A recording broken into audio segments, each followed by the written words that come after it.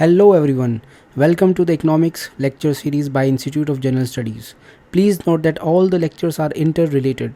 Therefore, it is advisable to start from the beginning and watch the complete economic series for wholesome understanding of UPSC Economic syllabus.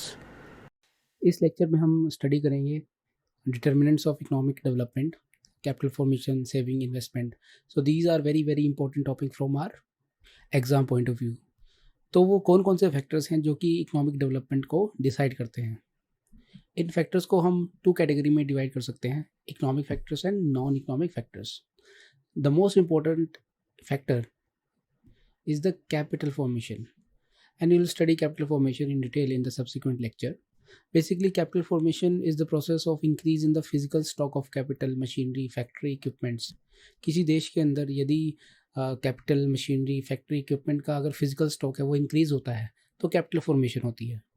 Second factor is the economic system in the country. Economic system mainly तीन तरह के होते हैं, capitalist, socialist, mixed economy. And over the past years it is amply clear कि जो capitalist economies हैं, for example western European Nations, United states, Canada, Australia, these all are capitalist economy and they are very well developed than the rest of the world. India after independence adopted mixed economy. 1990s के बाद हमने economic policy change की और हमने LPG reforms किए। LPG reforms हैं कि हमने इकोनॉमी को कुछ ज़्यादा लिबरल बनाया, हमने प्राइवेटाइजेशन किया और हमने ग्लोबलाइजेशन में पार्टिसिपेट किया। इससे इंडियन इकोनॉमी में इकोनॉमिक डेवलपमेंट हुई। बट स्टिल अगर हम आज भी पूछें कि भाई इंडिया का जो इकोनॉमिक सिस्टम है वो क्या है, वो there is still mixed economy, but it is more liberal, it is more privatized and it is more globalized than what Indian economy was in 1947 or after the independence. The next important factor is the economic policy.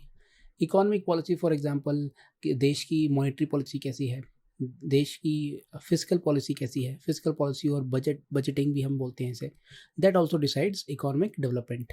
The next important factor is the structure of the economy. Economy का structure कैसा है, it means the contribution of various sectors in the GDP।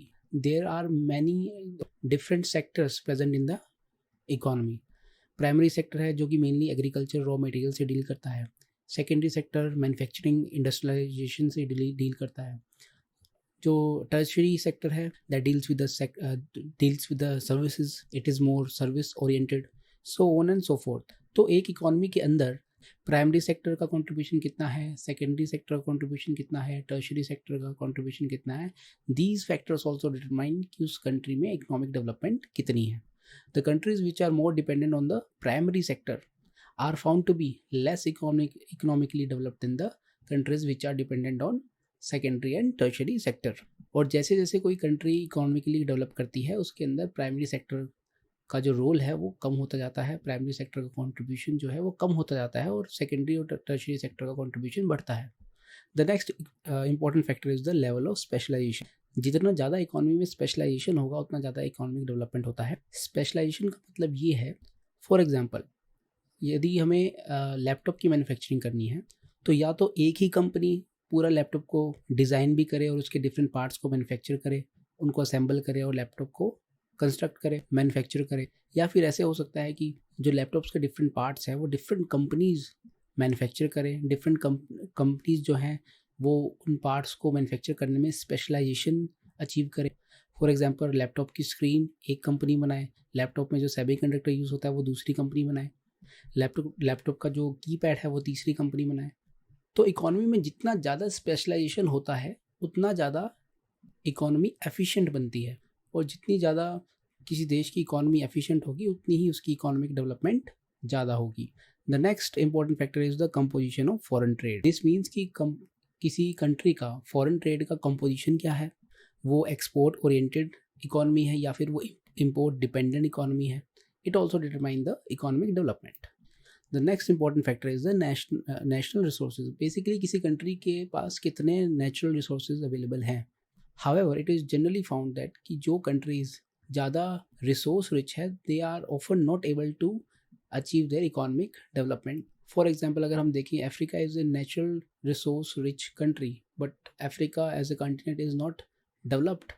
Whereas if we take the example of Japan के पास natural resources नहीं है, इतने ज़्यादा नहीं है, but still it is developed. अगर हम इंडिया की बात करें तो हमारा जो मिनरल रिच एरिया है, Chhattisgarh, Jharkhand, Bihar, that is also not very much developed. तो हम कह सकते हैं कि जो नेशनल रिसोर्सेज है, it plays a minor role in economic development, इसलिए मैंने इसको सबसे एंड में इंक्लूड किया है। Now let us study the non economic factors. For example socio cultural factors. किसी सोसाइटी का सोशल और कल्चरल जो लैंडस्केप है वो भी उसकी इकोनॉमी को इम्पैक्ट करता है। फॉर एग्जांपल कास्ट सिस्टम, जो जिस कास्ट में पैदा होगा वो वही धंधा करेगा, so it restricts the freedom available to the individual in terms of job opportunities, और it will certainly negatively impact the economic development. Another example is position of women in the society. अगर women को घर से बाहर निकल कर काम करने की आज़ादी नहीं होगी तो 50% ऑफ आवर लेबर फोर्स जो है that will become economically non-productive. They will do household work, and which is not included in the GDP. Next factor is the political factor. Country में democracy है, dictatorship है, military rule है. It is seen that जिस country के अंदर political liberties हैं, democracy है, they are found to be more economically developed. जो military dominated economies हैं, for example पाकिस्तान का एग्जाम्पल लें, म्यांमार का एग्जाम्पल लें, नॉर्थ कोरिया का एग्जाम्पल लें, these all are less economically developed. So let us go to the next factor, that is a psychological factor. It is very very important factor. अगर किसी individual के अंदर drive है कि भाई मुझे तो एंटरप्रेन्योर बनना है, मुझे तो पैसा कमाना है, मुझे गरीबी से बाहर आना है, सो वो जो ड्राइव है, वो जो हंगर है, it plays very very important role in economic development. Next is the religious factor. Religious factor भी बहुत इंपॉर्टेंट रोल प्ले करते हैं। फॉर एग्जाम्पल यूरोप में सबसे पहले इंडस्ट्रियल रेवोल्यूशन आया, और इसका कारण क्या था? इसके डिफरेंट रीजंस थे, but one of the reason was protestant ethics. Protestant religion जो है, it emphasizes on hard work, it emphasizes on frugality, it emphasizes on economically to be economically well off. आप इस जन्म में कितने लकी हो, कितने अनलकी हो, according to protestant ethics it is determined by कि आप कितने वेल ऑफ हो।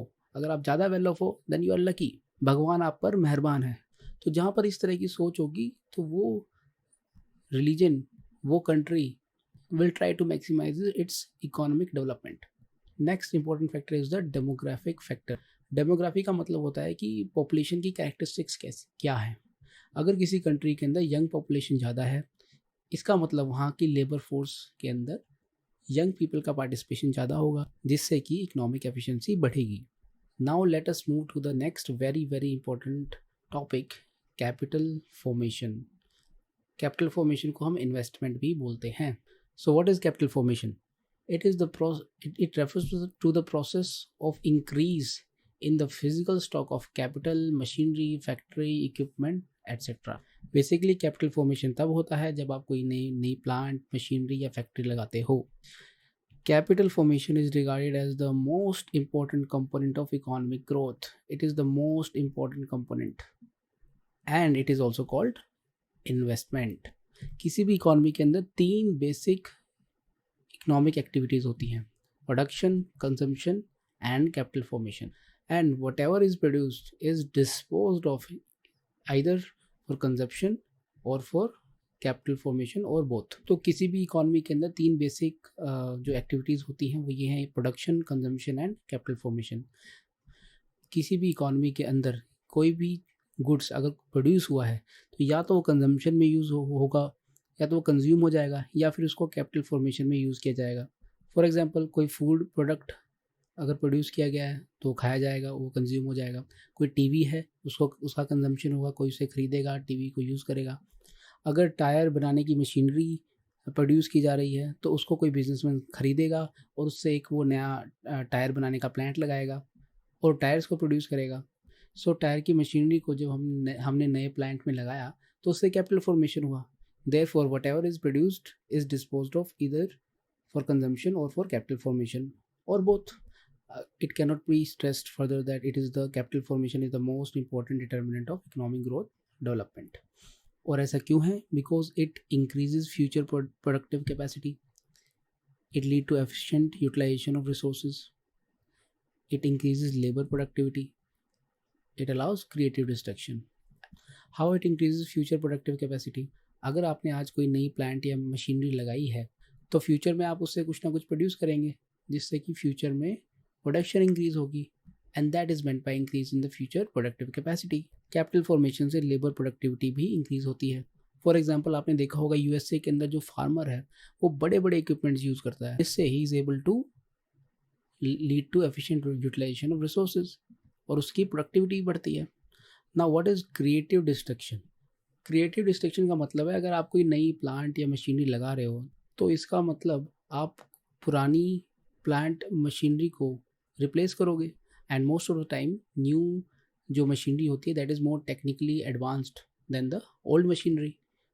तो इससे एक क्रिएटिव डिस्ट्रक्शन होता है और इकोनॉमी के अंदर एफिशिएंसी बढ़ती है।